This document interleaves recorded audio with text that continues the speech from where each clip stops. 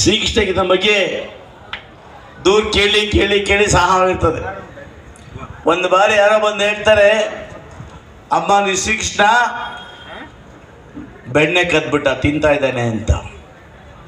ಆಗ ಯಶೋಧ ಕೋಪ ಬಂದು, ಹೇಯ್ ಬೆಣ್ಣೆ ತಿಂತೀಯಾ, ತೆಗಿದೀನಿ ಬಾಯಿನ ಅಂತಾರೆ.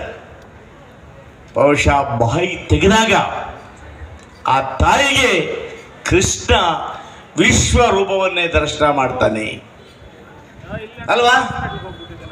ಅವತ್ತು ಅರ್ಥ ಆಗುತ್ತೆ ಆ ಯಶೋಧೆಗೆ, ನನ್ನ ಮಗ ಕೃಷ್ಣ ಈ ದೇಶಕ್ಕೆ ಸಮಸ್ತ ಹಿಂದೂ ಕುಲಕ್ಕೆ ದಾರಿದೀಪ ಹಾಕ್ತಾರೆ ಅನ್ನೋದನ್ನ ಆ ತಾಯಿ ಯಶೋಧ ತಿಳ್ಕೊಳ್ತಾಳೆ. ಕೃಷ್ಣ ಕೂಡ ರಾಜತಂತ್ರದಲ್ಲಿ ಮಹಾನಿಪುಣ ಕೃಷ್ಣ.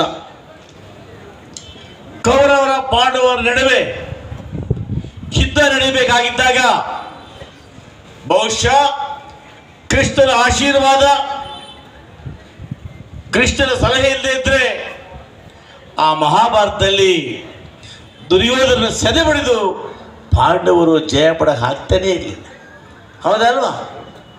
ಇವತ್ತು ಅಂಥ ಕೃಷ್ಣ ರಾಜಕೀಯವಾಗಿ ಅಷ್ಟೊಂದು ಮೇಧಾವಿ.